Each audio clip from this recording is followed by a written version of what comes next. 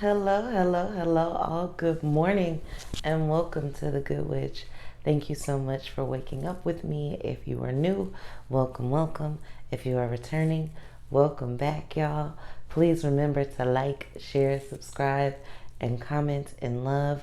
This is your daily intuitive guided message. Today, our card comes from the Literary Witches Oracle deck.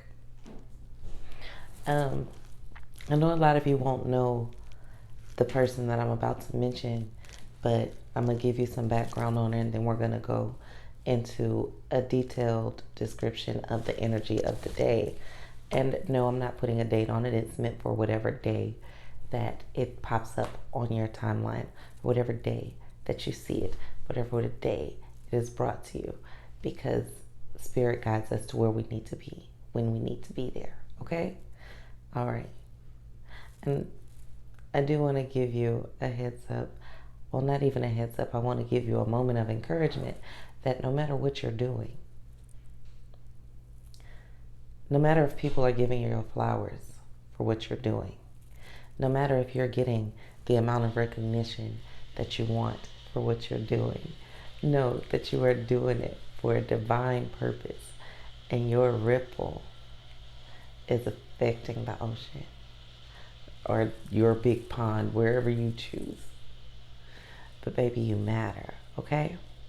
So that going into our energy of the day is Janet Frame.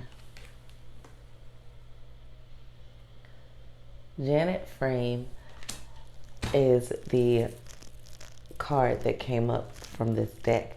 And sometimes this deck gives us symbols and sometimes it gives us people that were deemed as witches from before. And let me give you the story of her, because the story behind these people is what matters. Okay? Janet Frame was an author. She wrote a book about having a displaced soul and an ultimate sense of wanting to belong. Let me tell you, let me give you her history real quick. Janet was, what year was she? She was like she was born in the 1920s and she didn't die till 2004. But she was born in the 1920s. So she had two brothers that had epilepsy. And she had two other siblings that drowned while they were teenagers. Janet heard voices. She saw spirits. She was what you would call clairvoyant or had clairaudience. And she was very, very in tune with her outer self. Unfortunately for her, in her youth, probably in like the 50s, I'm guessing, the 50s, she was very vocal about it. And she wasn't keen on running to get married to the first person that I asked. And she was just very different. So she was deemed by her family as an embarrassment. And just because she was different, she hadn't hurt anybody. She saw a lot of suffering and saw a lot of things. And she still felt connected to her siblings after they passed away. When she prayed to God, she prayed out loud.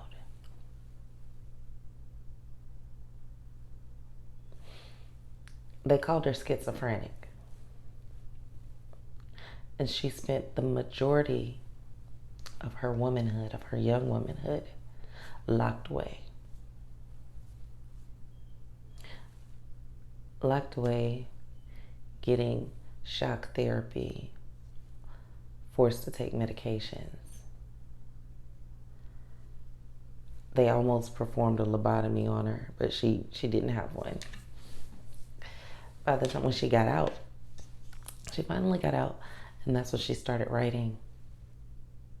And she started writing about the displaced soul. She started writing about how she never felt like she belonged. She started healing people through her tales of hospitalization and the abuse and misuse that she went through while she was being treated.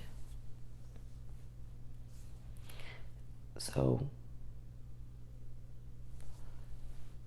they called it an autobiographical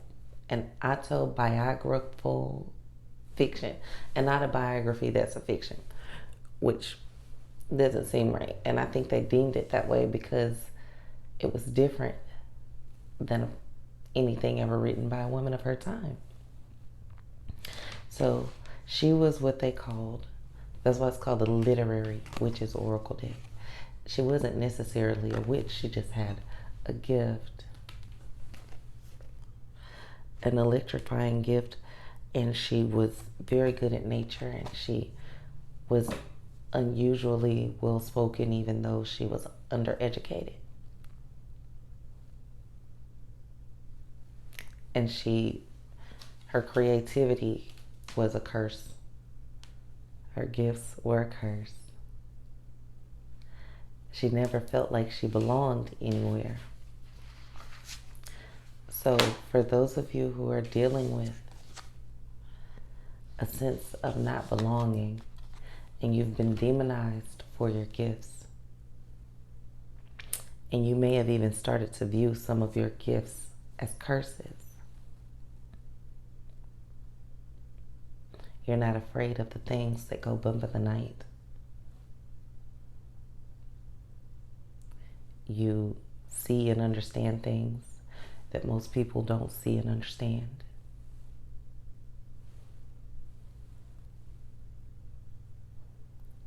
Nothing is wrong with you.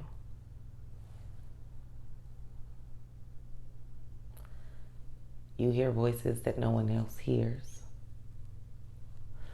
because you're gifted enough to do so. Is there such thing as mental illness, schizophrenia? Of course. Yes, there is. But most mental diseases are very overly diagnosed.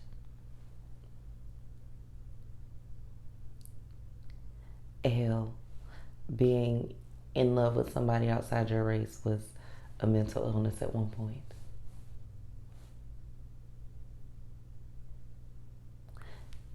Having a sexual appetite for a woman was a mental illness at one point.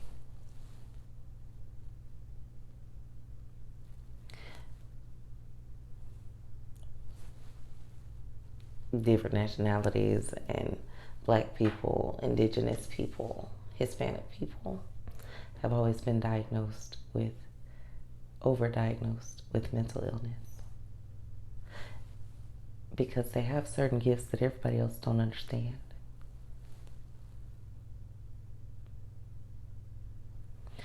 I want you to know that you are not alone,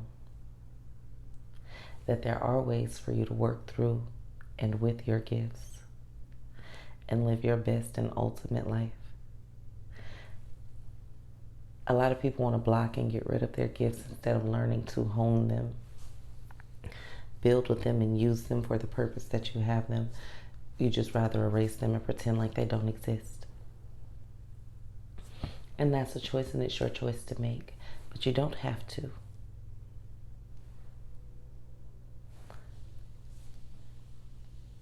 Loving yourself for the entirety of you, other people's perceived flaws and all,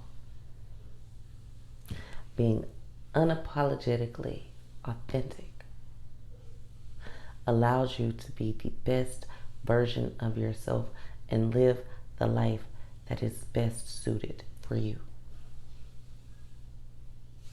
Instead of always trying to keep up with the Joneses and the Pattersons and the Smiths, trying to live the life that they want you to live.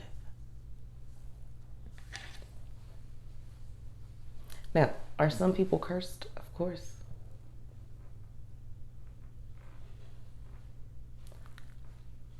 Are you? Hopefully not, and probably not. It, especially if it's been happening since you were a child.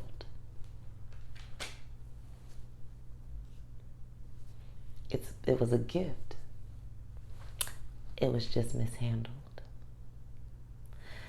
So you got to learn how to handle your gifts properly.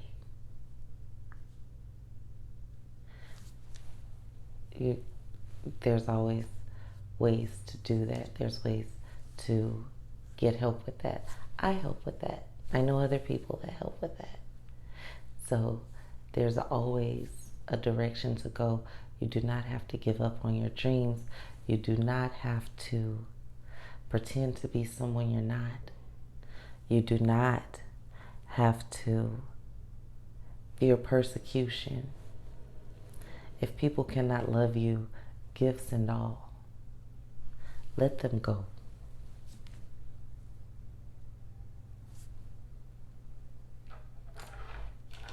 And I'm going to tell you from experience, we try so hard sometimes to fit into what other people think we should be like, look like, sound like.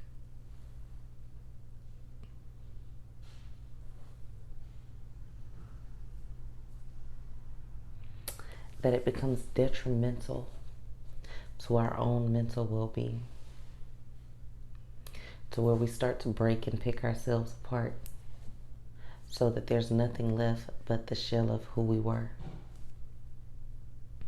People try to literally electroshock, pain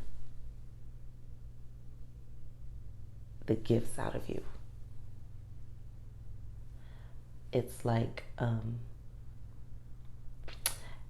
let's say you have a spiritual child, or you were a spiritual child.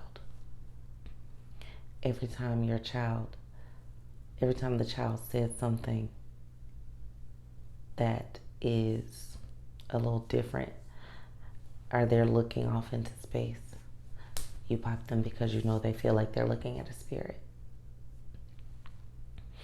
Every time your child has an imaginary friend, you take away their toys and tell them that it's not a real thing. You only have to talk to people that are here, and you do it because you don't understand it.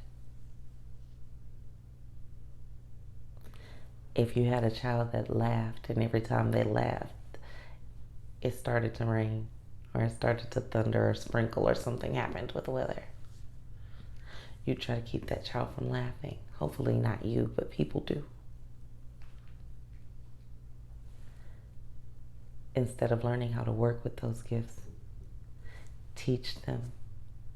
Because if you can do this, and the little bit that you do without effort, imagine what you could do if you learn to hone it, control it. I don't want to hear this particular voice, but this one guides me. I don't want to see all the darkness in the world, but maybe it's just dark because I'm looking at it from the wrong angle. Maybe it's dark and it's bad because I'm looking at it from an indoctrinated place.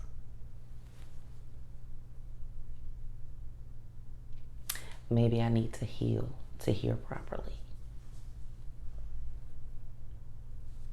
So just know that no matter what you're going through, no matter who people say you are, stick to who you know you are. And don't be shy about it. Tell the world. Tell the world, and be bigger than even you ever imagined. Okay? I hope y'all can hear me, because I know I have like a lower raspy tone this morning. I'm not really sure why, but it just is.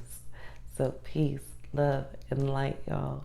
Please remember to like, share, subscribe, and comment, and love. The Good Witch.